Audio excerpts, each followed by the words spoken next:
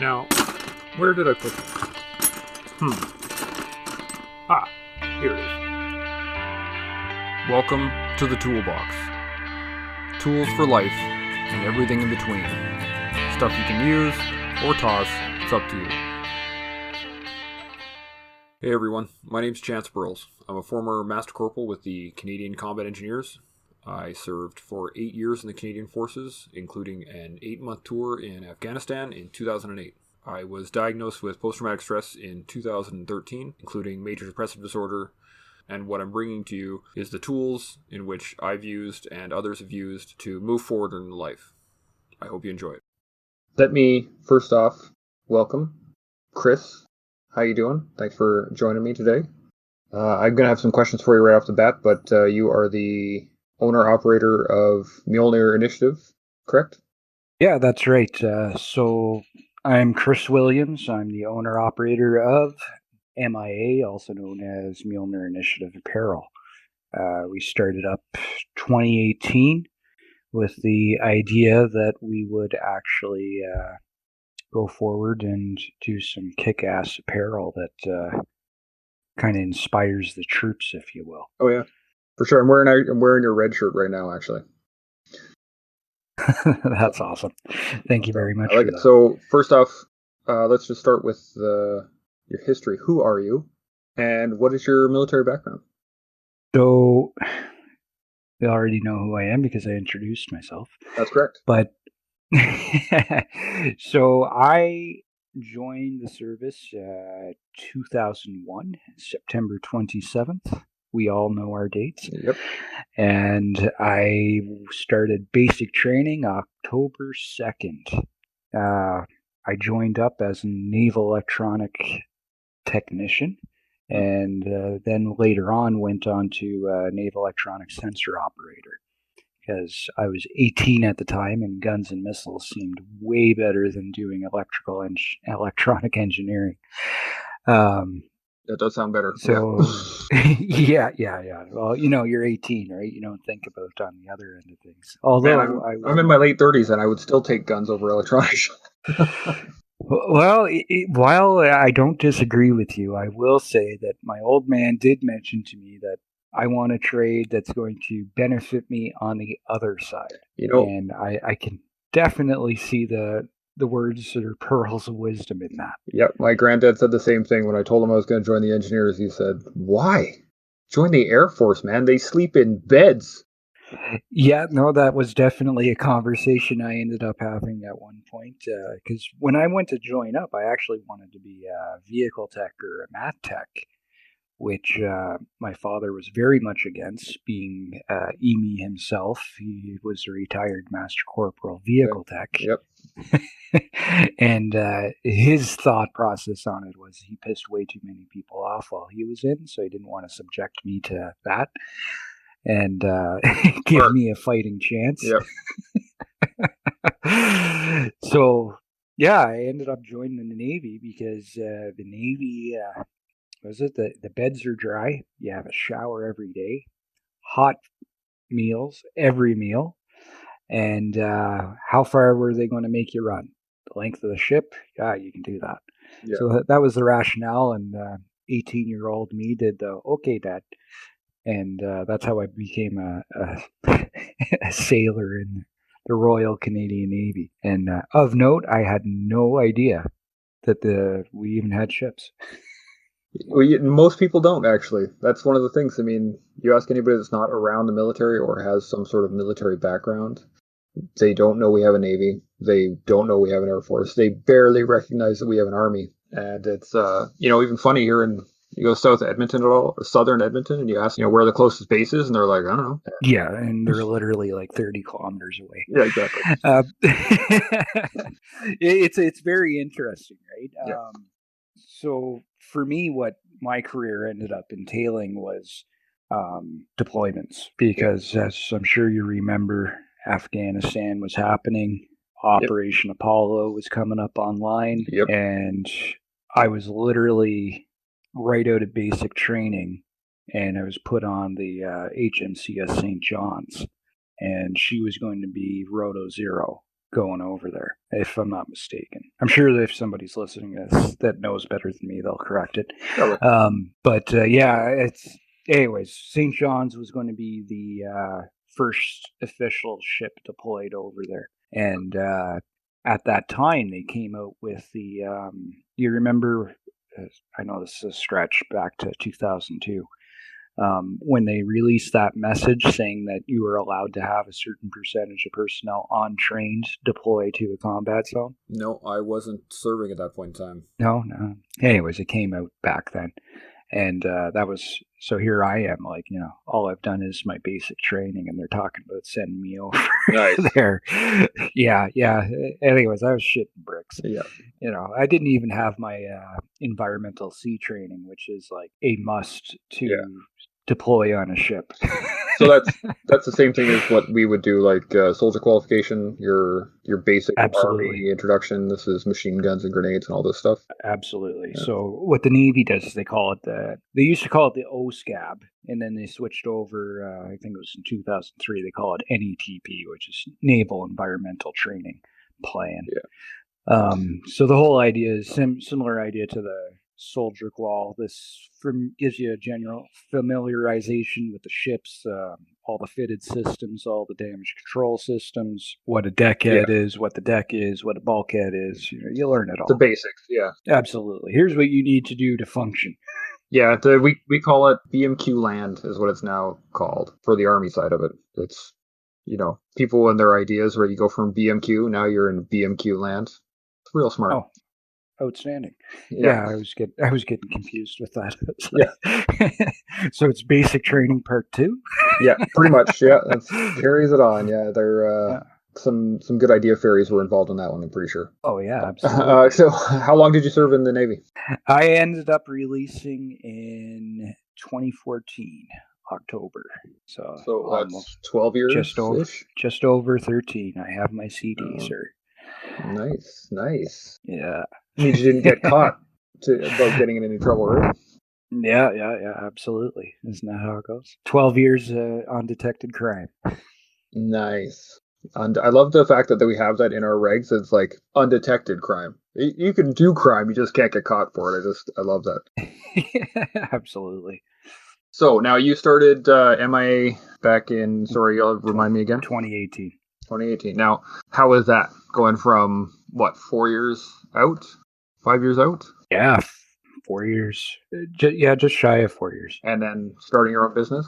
Yeah. MIA was actually the second business I did. So after I got out, I had illustrious designs to be an electrician. So I hopped on a plane, I flew into Edmonton, I went into Nisku, and I found the first industrial electrical shop. And I walked in, and I did, here's my resume, I'd like to be an electrician.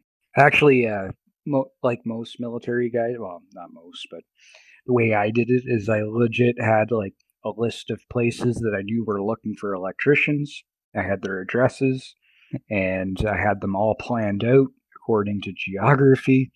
And I walked in and met the electrical manager, great guy. And I walked out with a job, and apparently my 2 days prep work was for nothing. So I did electrical for quite a bit in northern Alberta here, and working with the big heavy stuff. Got a bunch of schooling written off because of actually being a former electronic technician. Yep, makes sense. Then eventually, I think I was doing it for about 2 years, and this is right in the beginning of 2016 when the whole crash started really affecting things with the oil.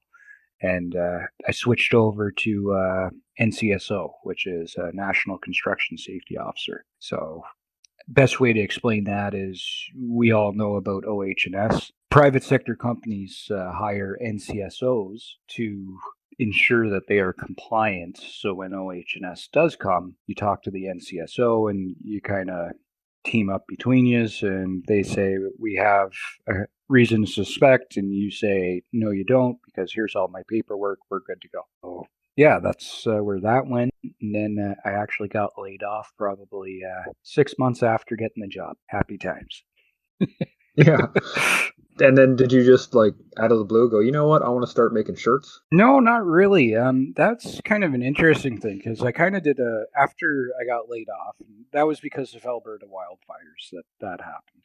Right. Just all work dried up in the area, and basically, if you weren't seasoned and in the know of whoever is in those positions, you weren't getting a job in the field. Yeah. So I did a bit of bouncing around. Started up a painting company, doing painting contracting, and so I was doing that right up until last August, 2019. And 2018, my wife was doing an ROTP program through McEwen, and part of that was to come up with a business. So the idea being is you wanted to have the workings of a business and what it would be, and there were certain key points that the professor wanted her to have. And in walking through that, I had this glorious idea. It's like, that's easy. Do a military focused company that does T-shirts, and then there had to be a social aspect to it because apparently 90% of all businesses these days need some kind of social. I don't know how do they explain it, but basically you need to have that component of your business that says you're being socially responsible and such. And my thought on that was, okay, we will give a portion of our profits to veteran charities. So that was my idea. She came up with something totally different. And then a month later, I said, you know what? I'm going to do it. And I sat down and I legit drew up my proposal, pinged the idea off a couple of old buddies of mine in the military, and in particular, an old PO of mine. And I didn't have anybody tell me it was a horrible idea, so I decided to just launch it in July 1st of 2018, trying to keep with that whole Canadian bit. Now, throughout all this, right? You're tossing out ideas to your wife who's in a program. You're tossing ideas off your buddies. What part of your military background gave you that little bit of a push, that little bit extra to get the work done? You know what I mean? Yeah, I guess if I was to break it down into a bubble or even like a theme, the biggest thing that you learn from the military, and I don't care if it's Navy, Army, Air Force, at some point in time, you've been in the positions. You've either seen things that you didn't agree with, but you had to toe the line and go, or you came across situations that were just mountainous because of the lack of resources that you had.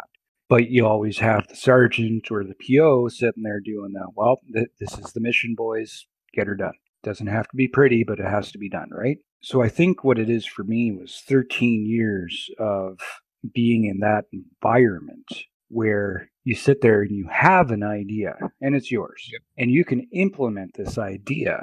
Well, you do. And then you get there and you make this company called Mjolnir Initiative Apparel, thinking it's awesome, but the reality is, and this is why it's now MIA, everybody has, or not everybody, but a lot of people had a hard time with Mjolnir. Yeah. Which, if people didn't know, it's Thor's hammer. And the reason why I wanted Thor's hammer is because I thought, what are Canadian servicemen but modern day Vikings? So I thought it would kind of fit that way. And it does to a point for sure. Yeah. But because a lot of people had a hard time with it, I missed out on the very first thing of starting a business. And that's, if you're going to have a name and if you're going to have a symbol, it has to be easy to pronounce and visually people have to recognize it. So that's why it's now MIA, still keeping with that military thing. Yep. But how the military impacted that is I was able to recognize this and I was able to adapt to that and come up with a solution. Because that's all you do in your career, or at least that's what I found. Did a lot of research on military history and our own background on what the Canadian military specifically has done over the years. And we always seem to be given a job where everyone's like, this isn't going to work. Let the Canadians try it. And then we just get it done. Everyone freaks out and they're like, what? How'd that happen? Wait, who? Oh, okay. Well, I guess that one was a fluke. We'll try it again. And then like in the Boer War, they just dropped us in the middle of nowhere and they're like, yeah, Canadian troops, let's see how they do against these Dutchmen. And we just rocked it. Move on to World War One. They're like, you know what? Let's just throw these Canadian troops in the middle of nowhere. Oh, absolutely. But that's because pound for pound, we are definitely punching outside of our weight. Oh, absolutely. And I think it's because of the fact of that exact thing you said is we're used to dealing without, and we're used to being given jobs that normally couldn't get done without the right equipment and the right stuff and the amount of people, et cetera, et cetera. And we're constantly being given those jobs with less. So I think that's why it works so well for us specifically, why we can punch above our weight. Yeah, I could definitely see that. I know for myself, like realistically, and I get this a lot. A lot of people see MIA and they think that I'm some like big company, and nope, no, I'm not. That is legit the fruits of hard, tenacious labor, where I honestly sat there and scrutinized every aspect of what I needed and figured out how to accomplish it, right? Because that's what you do in warfare, right? This is what I got. Here's the tools in my toolbox. How do we make it work? I couldn't agree more in that. In every aspect of my military career, it was here's the job, here's what you got, get it done. And there was no question of the fact that we would get it done. And you just got to figure out how adapt and overcome, right? Oh, absolutely. It's starting to become a bit of a moniker of mine. There's so much that I find other vets um, forget about where they come from. Yep. Like as a veteran, you were subject to so much in your training, and special information and training in itself is given to you, that guys, when they get out, they get so disgruntled in what's either happened to them, or they get caught up in their own injuries or drama, that they kind of legit forget that you can take that training and apply it to your current situation, no matter what it is, right? I've chosen to apply it to a business. You could apply it to your personal life too. Yeah, I can see it. I finished my business diploma last year, and we were drafting up a general business plan for one of the assignments. And as I was doing it, I was looking at it, and I'm like, this is a set of orders. Isn't it though? It literally is just a set of orders. If you look at the layout of your standard SMESC orders and everything that's laid out in there, and you transfer it into the language of business, it's almost word for word. Oh, absolutely. And as soon as I recognized that, I was just like, oh, phew, this is so easy. And I pounded out a business plan in a couple minutes, as I'm used to doing for orders. Yeah, no, yeah, especially if you're in the field or something, right? So I want to talk about isolation. Now, the reason I want to talk to you specifically about it is because you were in the Navy. You spent some time on ships. And I think, as you said to me a little while ago, it was 300 some odd Yeah, feet yeah. from bow to stern, Yeah, yeah. Literal and then ocean everywhere isolation. else. Yeah. Now, I've been isolated quite a bit in my time, but as you said, again, another conversation that we were outside, right? There was still, the ground was in front of us. We could walk technically in any direction we wanted to, if we didn't mind the IEDs and stuff. But the isolation there was a little bit easier. We could move between the lines a little bit. I could go talk to the tankers. I could go talk to the infantry guys. I could go talk to the artillery guys. I could wander around within my own sections and the squadron in base. But for you, you're surrounded by what? A couple hundred people? Yeah, well, I spent most of my career on destroyers, so there's a bit more people than typically, but yeah, anywhere from 200 to 300 people. That's it. How do you think that affected your mindset to getting, your own space? You're surrounded by 300 plus people or 200 plus people, and you have nowhere to go. How do you carve out your own space in that? Yeah, so fortunately, because of my personality, I am a social butterfly. Now, there's a couple of people who might be listening to this that knew me later in my career, and they wouldn't quite catch that. But for me, it was pretty easy, right? Because I enjoyed talking to people and knowing what's going on. And that's kind of how I assimilated on ship, right? And the other thing that they do in the ships is, if you're the new guy, they always put you in the galley. They have a position there called scullery, which basically means dishwasher. The thing that I never appreciated at the time, because at the time I was doing the, yeah, join the Navy, wash dishes, yay. But what ended up happening was it's actually a very smart thing if you take a leadership lens to it, because you put your new guy in front of everybody in the junior ranks, because he's sitting there at a window taking dishes, and then you stack them, you wash them, run through the dishwasher, that kind of deal, and back. But everybody, all shifts, has FaceTime with you. So in that respect, you get to meet all your peers, and you get to see who's who in the zoo and all the different personalities that the forces loves to bring together. And I really enjoyed that aspect of it, because eventually you form those friendships that become like the pinnacle of your career. And so for me, it was pretty easy. But later in life, when you have a wife and kids and all that stuff, that's actually when it became the issue of I need some me time. And that's legit what ends up happening is eventually you'll come to some kind of point in your life where you need to be alone. So what you do is you kind of recognize in yourself that like you want to be alone. And then you go to the part of the ship where there isn't anyone. Because surprisingly, even though like the ships are very small spaces, there's certain things that like if you go to the top part ship, there's almost never anybody there. Further to that, the guys are pretty perceptive, right? Because you are in close quarters with everybody. So what ends up happening is they'll recognize that you're not in that mood to socialize, and they'll just leave you be and let you decompress. Or you could always just go to your rack and close the curtain, and that's your space. Because that becomes infinitely apparent that there's kind of an onus on everyone there. There's an onus on you to recognize that you need the space, and there's an onus on everybody around you to give you that space.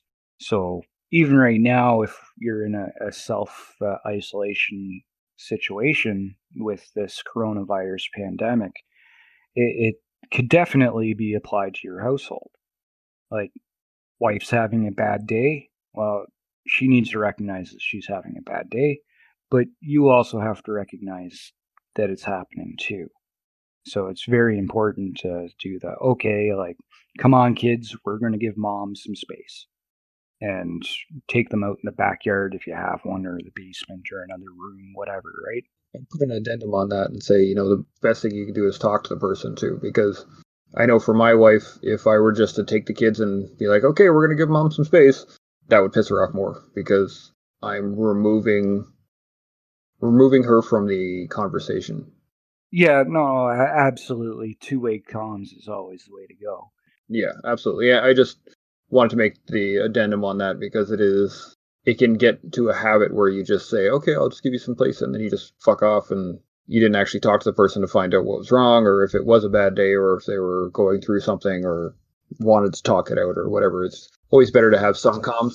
Yeah, no, absolutely. You do need to look and do the hey, are you okay? Yeah. The key, I think, is being able to actually recognize when you need to take time. And that, one of the things I had a hard time with going through my struggles was the recognition of when I needed to step away and when I should isolate myself or when I should step away from the situation, but not be isolated. A few times when it was really bad, I want to be away from everybody else, but I still wanted to be close to my wife, right? So you're isolated, but you're not. Yes, and absolutely, and how that would apply in like this situation is very apparent. But what I've noticed is over the years, the people who deal well with being away for extended periods of time are the people who have that relationship with their significant other, Yes, absolutely. and they have the ability to do the I'm not having a good day. I should talk to the wife or the husband, whoever that may be. And then further to that, if you're having like just a bad day versus you're having a full blown meltdown, those are two very different situations, right? Yeah, it can be a very fine line between a bad day and a meltdown. It very well could, and it's funny because these days they teach about the stress scale, Yeah. where I am on the stress scale. You know, am I in the green? Am I in the yellow? Or am I in the red? And I think that takes a lot of knowing yourself, like really truly knowing who the hell you are. Because if you don't, like, how are you going to identify that there's even a problem? If you don't know yourself, you can't know that there's a problem. And a lot of that comes to being humble, being self-critical, and determining whether or not, and understanding the other part of it is understanding that your actions bleed into, or your feelings bleed into other people. I could have a really crappy day at Oh, home. absolutely. Anybody that has kids should know that. Yep, absolutely, yeah. But when you have a really bad day and it starts to affect your ability to communicate, or affect the relationship, or affect the how you interpret other people's words. That's another one too, where when I was really having troubles, my wife would say something to me and I would immediately turn it negative, just because of the mood that I was in. Or if I was in a good mood, then I would take it with a lot more. Grain of salt. Yeah, exactly.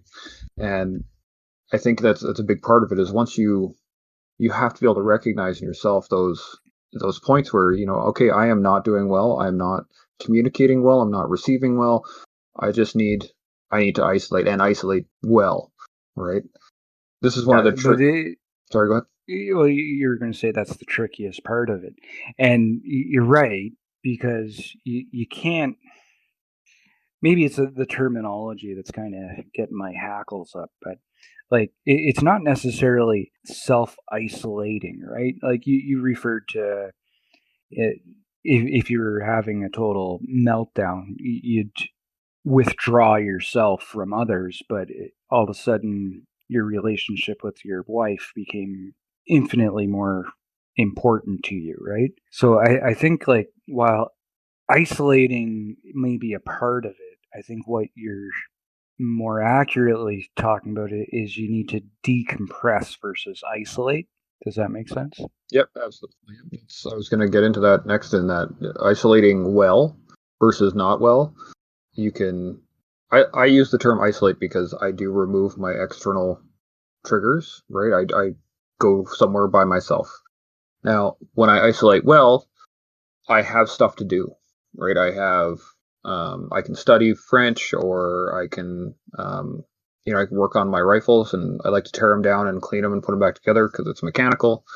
I love to do jujitsu, or pound some iron.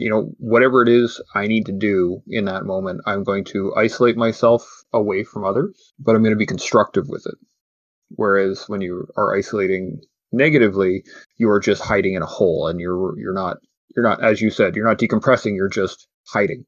Yeah, hiding is probably the most accurate term there is, eh? Yeah. No, and absolutely agree with that, Chance. It's something that I think we all do to varying degrees, because, as we all know, like, I don't think anybody comes out of their time in the service unscathed, especially guys who were in there in the 2000s.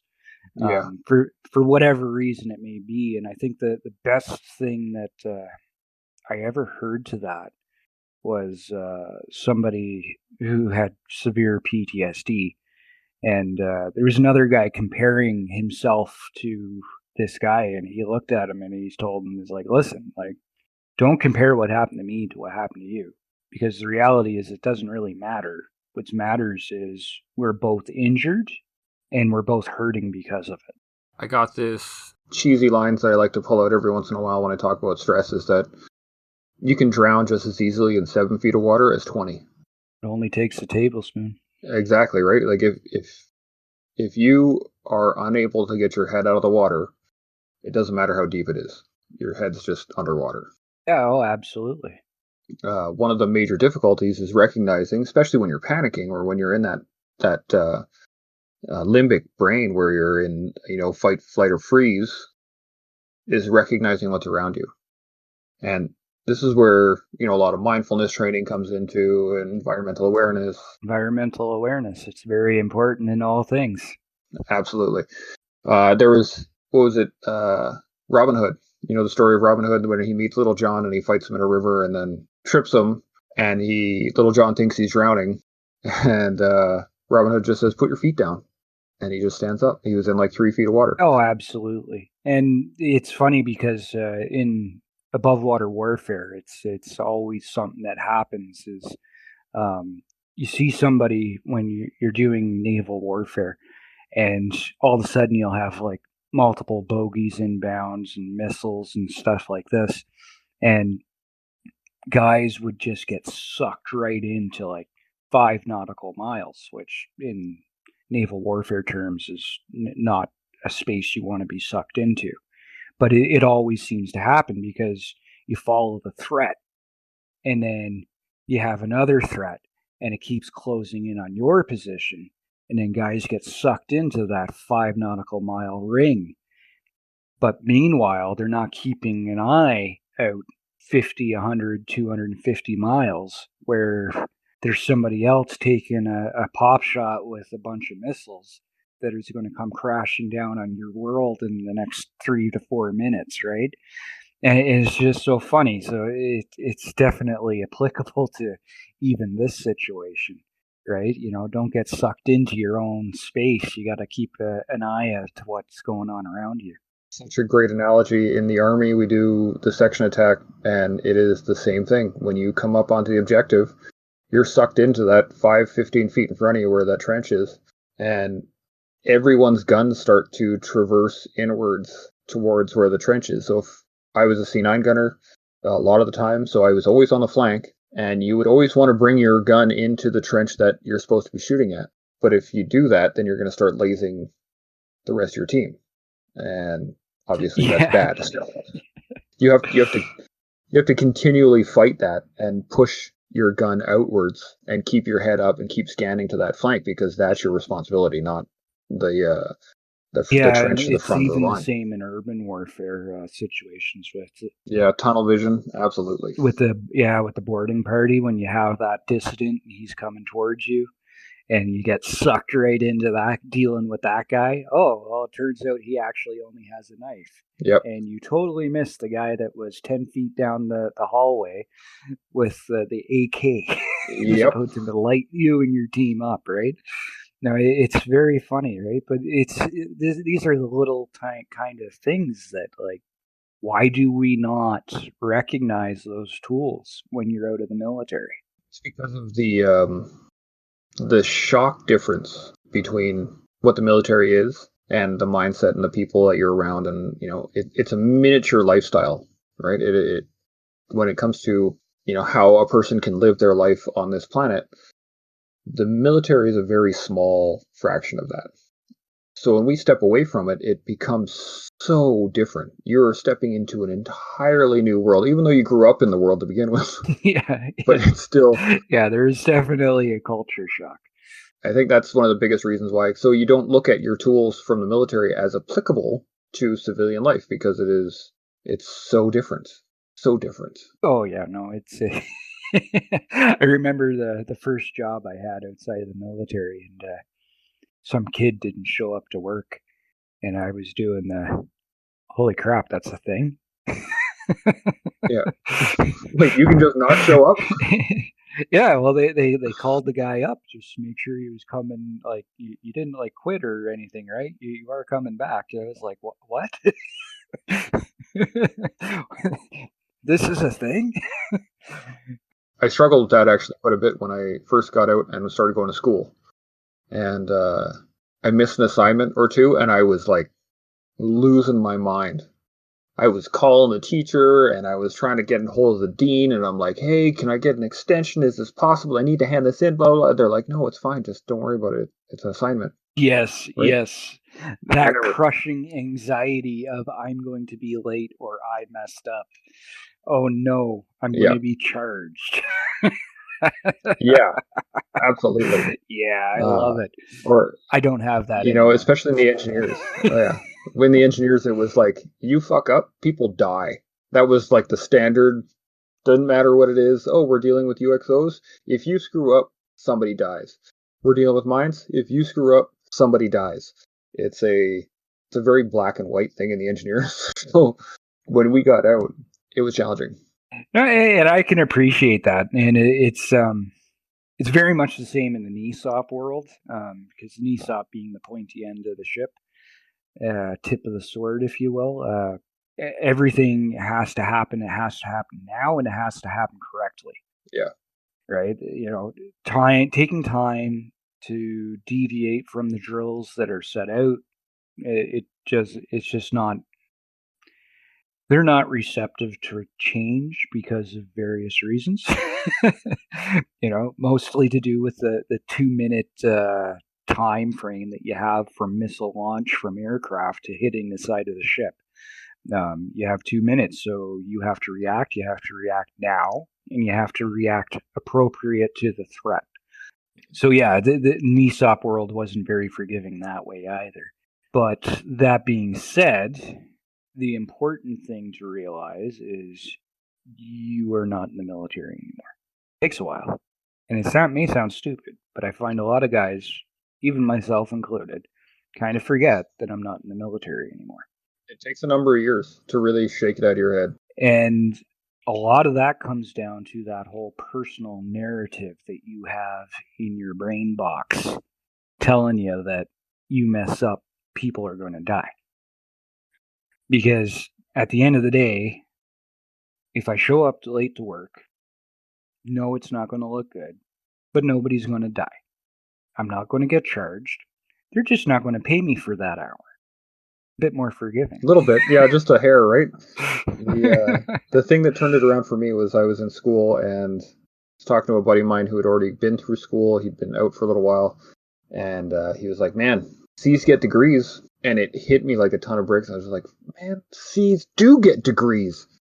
What am I doing?" Like I realized that there was no top third, right? Oh, there was yeah, top three on the course.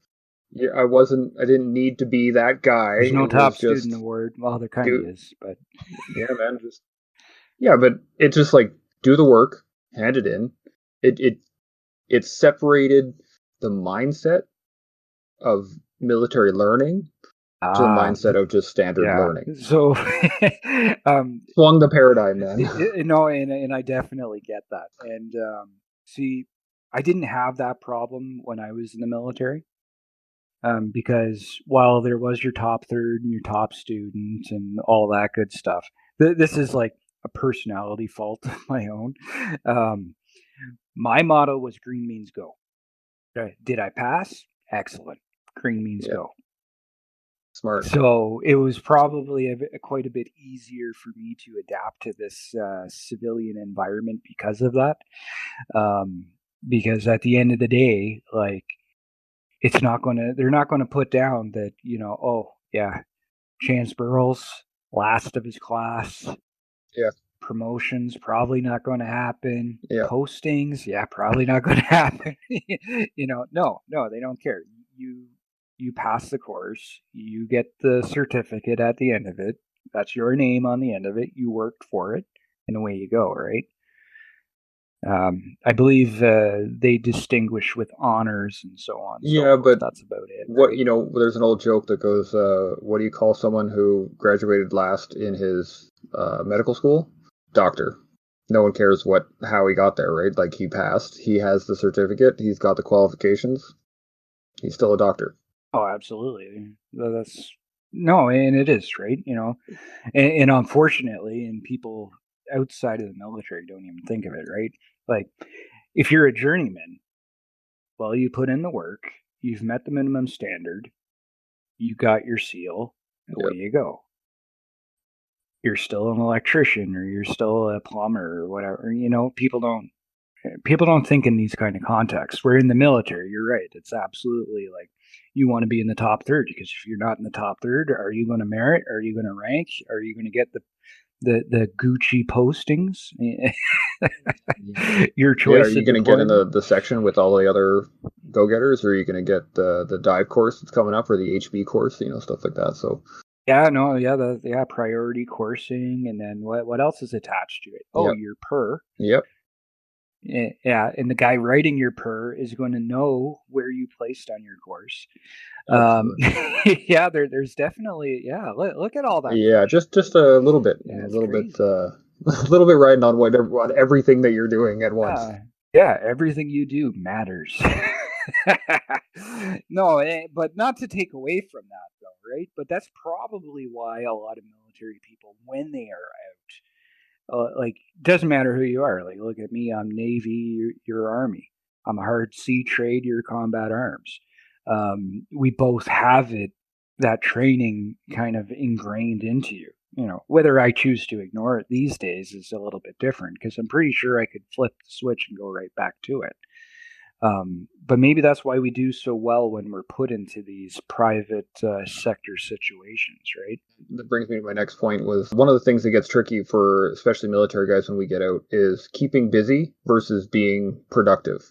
And I find a lot of guys I know they get out and they get busy because they're used to being busy and they just start doing things here, there, and everywhere else, but never go anywhere with it. They don't become productive or they don't do work that is productive for them. And then, 2, 3 years down the road, they start to burn out. Right. So they're doing stuff that doesn't Yeah, matter. exactly. Yeah, and it's going to take them a while to realize that, right? Um, there's a couple things there, right? Like we've already talked about the toolbox, Yeah. and we've already talked about the fact that you were in the military, and you know about orders. You know about was it small? I used to call it small escape. What the hell is it? The acronym. Yes. That's it. See, look, I didn't even have to. It spells right out when you say small escape. But you Yep. know these things, right? And I think you're absolutely right, because whether you're a corporal or a killick, you're used to those make work projects. Oh yeah. So all of a sudden you're out. So you start finding these make work projects. But if you're doing it aimlessly, then yeah, that's going to be a long, brutal road. Yep. And and even in myself, I got out and I had all these great dreams, like, I'm gonna do this and I'm gonna do this, I'm gonna do this, I'm gonna do this, and then it starts to hit crap. I'm having issues with being around crowds. Okay, well I don't want to be around crowds. So you start to pull back from being anywhere there could be a crowd, and then you start to pull back from even the hint of a crowd, and then you just don't want to go outside at all. And then it's a very slippery slope, especially when you get busy, because you start to get used to being busy, so that when you're not busy, it starts to bug you, and then you get busier, and then you start doing more, and then you start to burn out, and you start to have that drain on your psychological capital. That's all the how much stress you can take in a day, right? And if you're constantly working, then that's constantly being drained. Whereas if you're productive, if you're working all day but you're moving the chains forward, if you're actually doing something, you're taking ground on your goal, you're not using as much of that capital. You know what I mean? But a lot of that comes down to the fact that you're kind of wandering aimlessly, right? Yeah. Right? Like, what is your mission? Have you identified that? Do you understand your mission? Like civvy side, they call it goal setting. Yep. Military side is your mission. If you're going to like start just doing make work projects, that's not really a mission.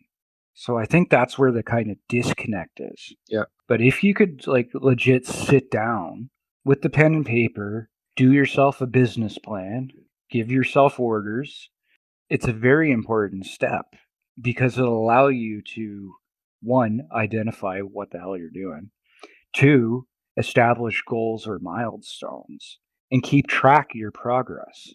But I think it's also important that that mission, whatever it may be, has to be important and meaningful. Whether it's getting your business degree, establishing a business, or a business plan, like there has to be some kind of sustenance to it. Does that make sense? One of the points that I always bring up when people get out is throughout our careers, we were told mission before self.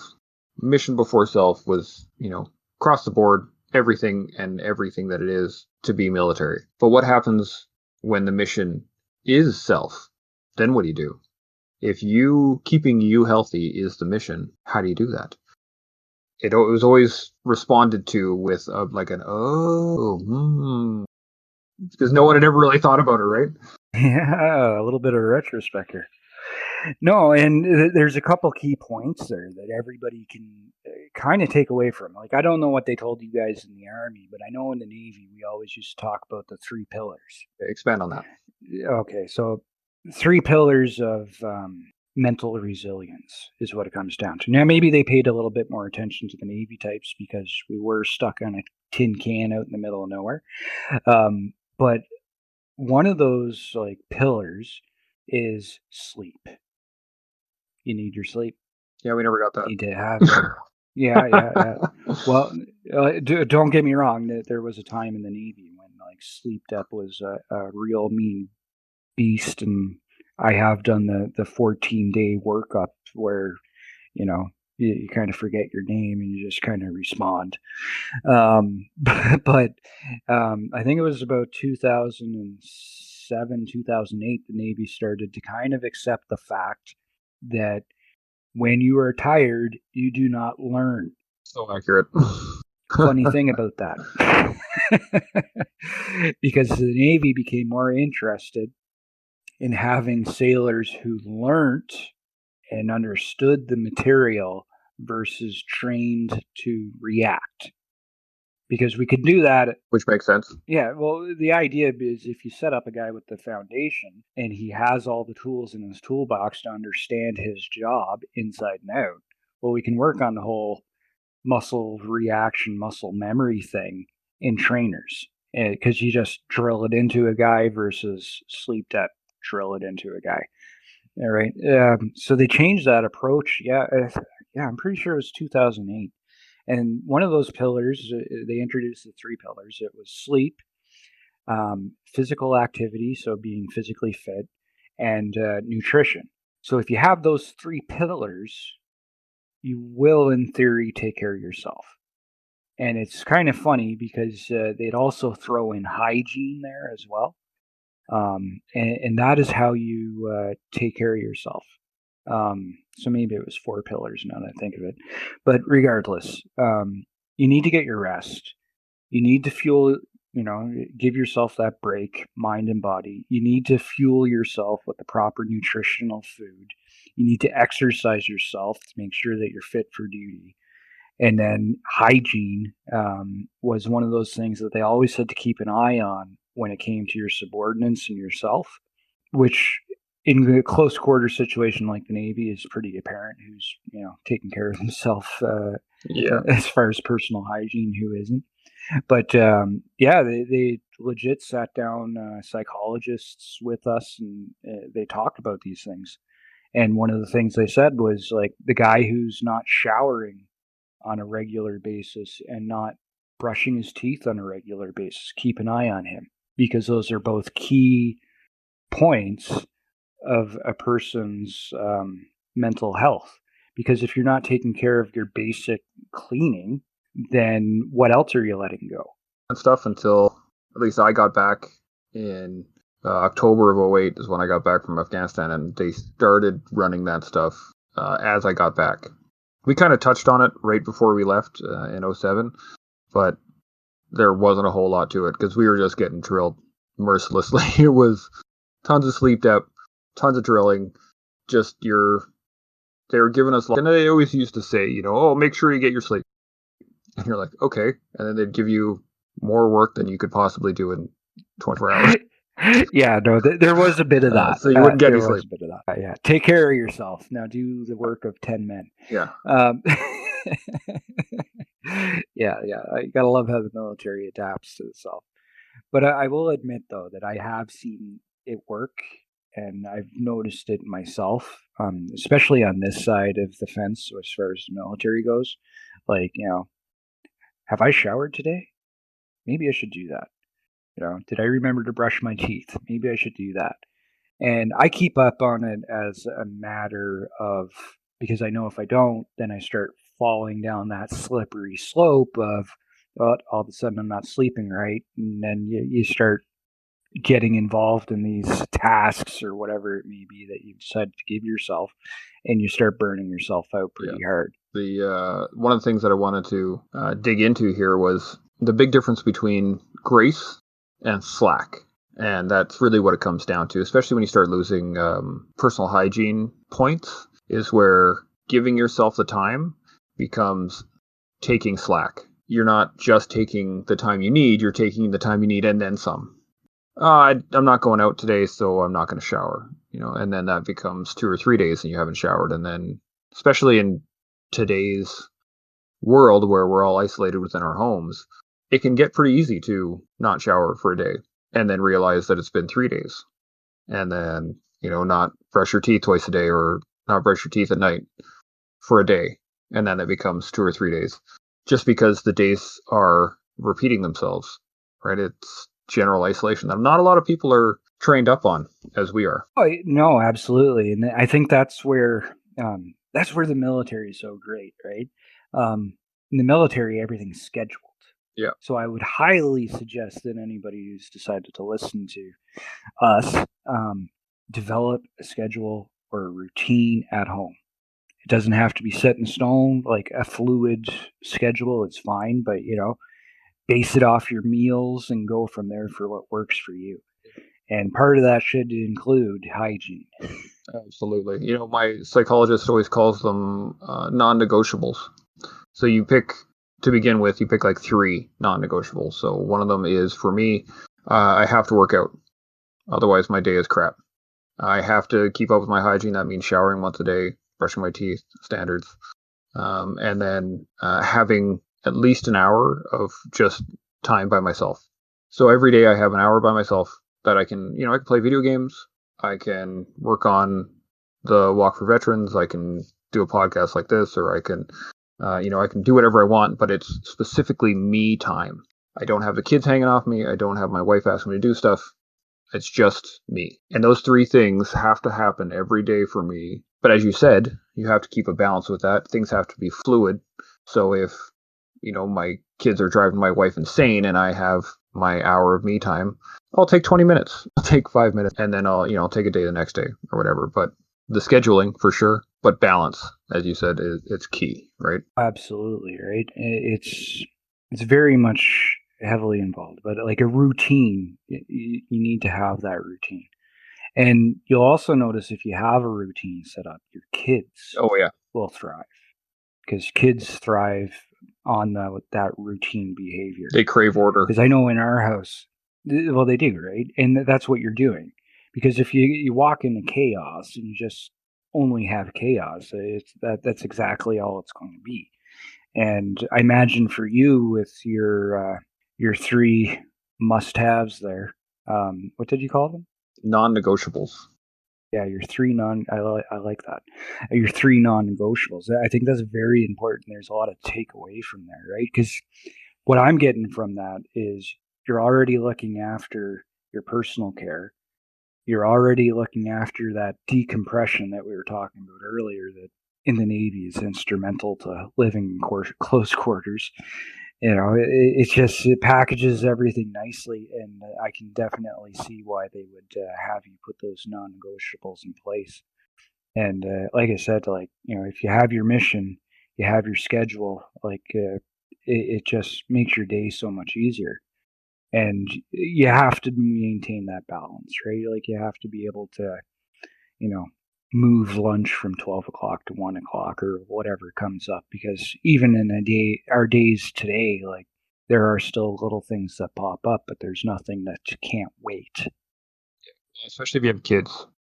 Kids are absolutely. They love to throw a wrench in your plans every moment they can. I think the other thing that I would say, I've already heard you speak to it a few times without naming it. If you have a shitty self-narrative, you're going to have a shitty day. And a lot of people don't realize it. No, I didn't realize it there for a long time. The first time I came across it, I think, was 2006. Or maybe, no, it was 2005, sorry.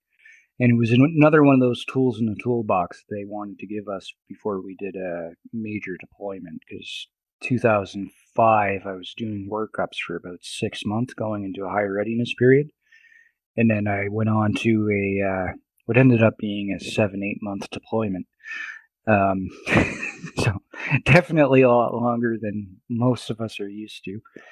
But that self-narrative, right? The words that you use to for yourself um, will definitely affect and be self-fulfilling in your day-to-day.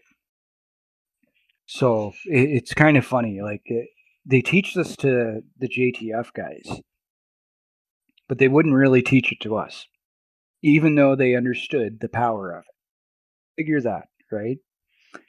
So I guess what that means is when I come across a obstacle and whatever it may be, do I look at that and they say, holy crap, I'm never going to be able to do that? Or you look at it and you're doing the, I'm going to eat this for frickin' breakfast. I got it. You know what I mean? Oh yeah. Yeah. So it's kind of funny how important that is. And I find a lot of guys haven't picked up on that. And veterans are excruciatingly horrible and hard on themselves and each other. Where we ever. Yep. Right. So like if I had any hope that anybody listening to this podcast with us is to take that self narrative and change it. Instead of looking at the, oh, I can't do that for whatever reason. No, you can do it. You just have decided to commit yourself to not doing it. So get off your butt, commit, and do it. You know what I mean? It's just so detrimental. Like, yeah, I guess you look at me with MIA. I decided to start a T-shirt company because I thought the Canex shirts sucked, which all of a sudden rolls into leatherworking. I didn't sit there and say I couldn't do it. I looked at it and said, "Oh yeah, I can do that," and I did it. Yep. And if you look at me these days, I'm making boots. Why? Because I looked at it and I said, I can do that, and I'm going to do it. I've never made a boot before, Chance, so I'm not going to lie to you, but now I have. Well, I looked at it the other day. It was really good, and the key I think behind that is that you're recognizing the basics of what it is to be, I would say, a veteran. Because when I think of a veteran, I think of somebody that has been there, done that, and he's got the T-shirt. So now he can take all those skills, all the tools that he's gathered in his toolbox, and apply them to whatever comes in front of him. I know for me, when I look at an issue, it's not, oh man, this sucks. Why can't I get this done? It's, well, how am I going to figure that Oh, out, yeah. right? What, you mean you're not going to light your hair on No, fire and then run around? no. I mean, with the Walk for No, Veterans, there's no I point. got, I'm running 14 other cities and their teams and trying to manage all that with my family and all these other things. And when an issue comes up, I can't freak out. I can't go, woe is me, and look to the sun and hope that a solution lands in my friggin' lap. I have to use the tools I have. I have to reach out to some of the people that are more experienced in event management than me, and I talk to them and say, hey, I have this issue. What did you do when this happened? I talk to people who just in general be like, hey, you've been in business for this many years. Have you ever experienced an issue like this? And, use those tools. Use the tools. You all have the tools given to you. We all have the ability to, can't say all, but most of us have the ability to talk to other people. With the internet, it's great. We can email anybody, right? Like, you could email a leader. Funny that. Whatever field you're in, you could just email someone who is a leader in that field. You could set up a coffee and have a chat with them. Networking is such a big deal in life after the military. It's such a huge deal in the military, and we step out and we forget about it. Yeah, but the difference, well, it's not that we forget about it, it's that you took it for granted. Yes, good point. Because in the military, your network is given to you. True. It's not until you hit that, when you get your Master Siemens, in my case, or Master Corporal, that's when it kind of becomes apparent to you that, oh, this networking thing, it's pretty important. I should pay attention to it. Because when you were a corporal or a killick, what the hell did networking matter to you? You went and smoked and joked with the guys, and that was your network. That's all you needed. Absolutely. But as soon as you start looking at being a section head and you have to start doing that interdepartmental stuff, networking becomes important. It's such a leadership tool that I think gets left in the wayside, especially when you're doing leadership training. They don't talk about that very often. At least they didn't in PLQ. It was No, but they didn't. But they didn't have to, because in PLQ, you weren't just there with the other guys that you know from your trade. Oh, you did your QL 3, 4, 5 with this guy. Yeah. You know him. No. All of a sudden, there's an Army guy and an Air Force guy and a token Navy guy all doing the same course. You know what I mean? So that they gave you that social networking that way. Yeah. It's kind of funny, and maybe that's why it's lost on you when you get out and you do the, oh my crap, where's my network? You don't have any because they're still in, Yeah. right? So now it's on you, bud, to get out there and start finding other like-minded people. That's a very good point, and it is. I think that's 100% accurate. Is that people are not used to, or I should say, veterans when they get out are not used to the fact that it's not laid out in front of them. Well, everything in the military is laid out in front of you, right? It's I hate to say it, I'm going to start bashing on military for this, but it is so true, right? Like, what do you have to think about? You get up in the morning, you put on your uniform. Yep. Well, you know what uniform you're putting on, so you don't have to worry about that. They told you what to wear. They told you when to show up. They told you when you're going to eat, when you're going to have your coffee breaks, and when you're going to go home. And then they told you that if you do good at this, you're going to move on to the next trade course and the next whatever, right? You're going to be a private, you're going to be a corporal, a master corporal, sergeant, warrant, and hey, look at that, you're an MWO, right? Like, it's all laid out for you, and we take a lot of that for granted. And to be honest with you, a big point of stress in my life when I first got out was, what the hell am I going to wear? No, I was so happy to not have to wear relish anymore. It was fantastic. But I mean, you guys had what, like 9 different uniforms to choose from, so. Well, not quite, but we had naval combat dress, which is what we always used to wear. But yeah, I don't know. For me, after I got out, like, that was a little bit of moment of panic there for a little bit. Oh crap, what am I going to wear today? My biggest one was shaving. That was the big one when I got out, because I was just like, screw this noise. I'm out, not in the army anymore. I don't need to shave. And then I'd wake up in the morning and I would shave, and I'd be like, what am I doing? Like, no, I wanted to grow a beard. No, this isn't okay. And then I would force myself for 2 or 3 days. I'd be like, no, I can't do this, and my skin would just like drive me insane. And then I'd be like, nope, okay, gotta shave again. Oh yeah, that's awesome. What do they? I think the Americans have a term for it. They call it the freedom beard. Yes. Yeah. I got it now. Don't get me wrong. Yeah, no, you got quite the glorious goatee going. That's for sure.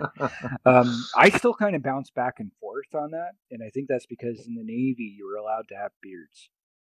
So for a large portion of my career, as long as you're not deployed, you're allowed to have a beard. Well, for the longest time, you could have a beard whenever. And then they decided that didn't make sense. So now if you're going to deploy, you can't have a beard, but otherwise you can. So I went through, like, most of my career, like, beard, no beard, beard, no beard. And yeah, so it wasn't so big of a deal for me. What have found a huge deal for me is having my hair cut. I have to have, like, I can't let it get too out of control. Neither can I. I still roll it high and tight. I can't do anything else. Yeah, gotta have it high and tight. That's fine. Like, I've got it's long on the top right now. Like, I think I have a whole 4 inches. That's it. So I could still fit it under a beret technically. No, it's kind of funny what sticks with you, because I can only grow it so long and then I'm done. But a lot of people don't realize this, or maybe they do, and they're being nice. I always cut my own hair. So even with this whole self-isolation thing, I'm fine. I got the clippers there, and I cut my hair every 2 weeks anyways. Pretty scraggly right now. I think I'm going to have to get my wife to cut it. Oh, coming along. Going for the bowl cut. Anyway, we're a little over an hour now. I think I was going to try and keep it at an hour. Do you have any final points? Anything burn-in, any issues, anything that you want to bring up on the topic of isolation? On the topic of isolation, I see a lot of people who are escaping into the internet, and that's cool. I get it. But I think the biggest thing for me, and maybe it's just who I am personally, or maybe it's a product of the environment that was D&D. People, for what I can tell, a lot of people are not taking advantage of this situation to better themselves. In all honesty, like I'm learning how to do YouTube. I'm learning how to do podcasts. I'm learning how to touch up on video editing, audio editing, as well as how to make a boot.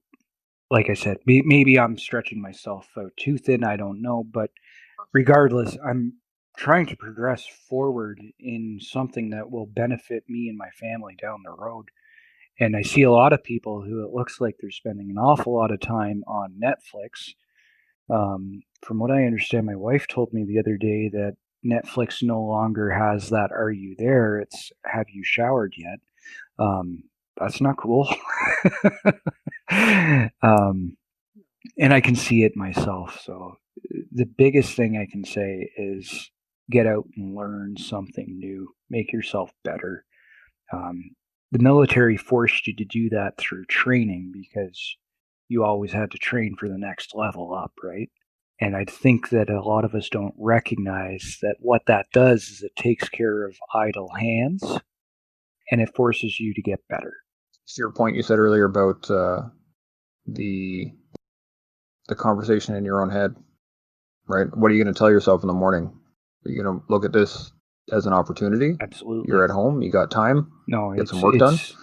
Or are you going to look at this as horrible like, and I'm going to don't sit get me around and watch wrong. Netflix because I'm bored out of my I'm mind? not saying stay the hell off of Netflix. Like, do what you got to do. Give yourself that Yeah, and No, I'm not going to lie. Like, I enjoy my do Netflix too. Don't worry. dabble in Netflix or whatever else. Like, I might take tomorrow, and tomorrow's going to be a Netflix day, and I'm not going to do nothing, and that's important, right? Because it's equally important to have that self indulgence and just kind of let go, like because you do it in workout routines, so why not do it in your own personal space of COVID self isolation? Like, have your cheat days.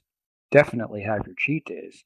But remember the mission, remember the focus, and continuing to strive forward and be better. Find that challenge to drive yourself. Like it's so important, right? At the end of the day, you've had millions of dollars of research and training poured into you. Use it. Yep, absolutely. This is the great thing about tools that we've been given is that they're pretty much the same. We just need to figure out how to apply them to us. Right? None of this stuff is new. Militaries have been talking about them for years. So anyway, thank you again for... Yeah, absolutely. No, thank you for having me, bro. That concludes this episode of The Toolbox.